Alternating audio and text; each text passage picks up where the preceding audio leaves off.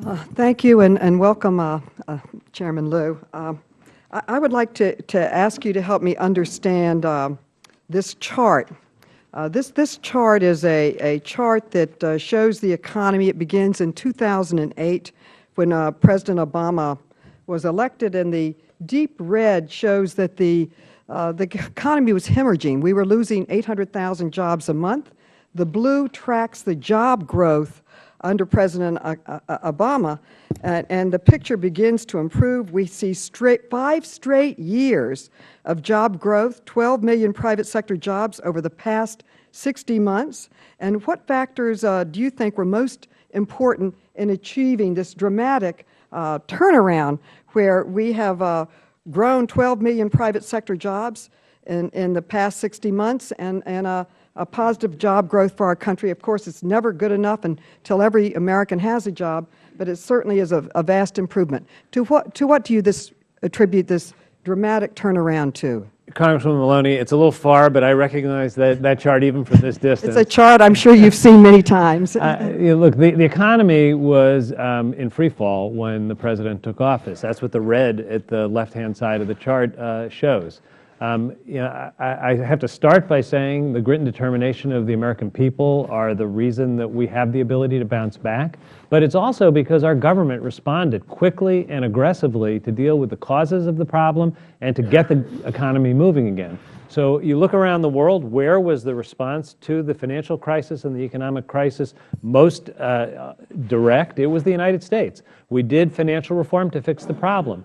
We went into the business of jump-starting the economy with the Recovery Act, which I think made a huge difference, and then with payroll tax cuts that gave additional boost to the economy when it needed it. And our Fed led the world in thinking through how to use monetary policy creatively in a world of very low interest rates. I think you look at what we did, we used all 3 levers: reform, fiscal policy, and monetary policy effectively. A lot of the world was slow to use the tools and then didn't use them all as effectively as they might.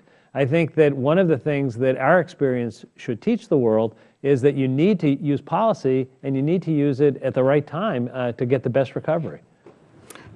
Thank you. This committee has been somewhat critical of your role on FSOC and charging that it is apparently not transparent enough or accountable enough to Congress.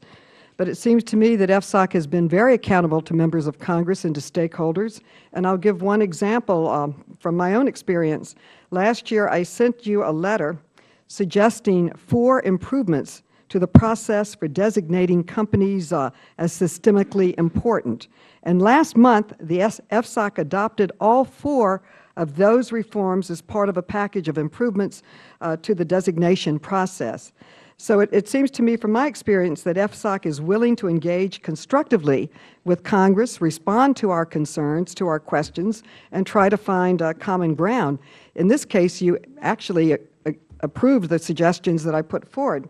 Can you describe the process that FSOC went through to identify the reforms that were adopted last month? And do you think these reforms strike the right balance between providing companies with a fair, thorough, and transparent process and preserving the FSOC's ability to identify, monitor, and mitigate systemic risk? By the way, thank you for the FSOC decision on my concerns. Congresswoman, and we thank you and other members of the committee for offering advice because FSOC is a young organization. It's roughly 5 years old. I think we have very solid rules that we have used from the beginning. But as with any organization, we should remain open to what can we do to do even better in the future. The suggestions that you made were one of a number of sources of input. We did open the process so that there was consultation both with Congress and with outside parties. And I think that what the changes demonstrate is that we very much want to have a process where parties know where they stand, where the flow of information back and forth is as efficient and effective as possible.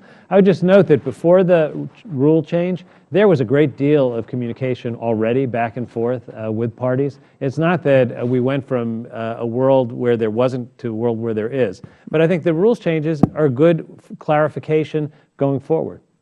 Lastly, I'd like to ask you about Germany, France, and Italy's decision, which was announced last night to join the Asian Infrastructure Investment Bank.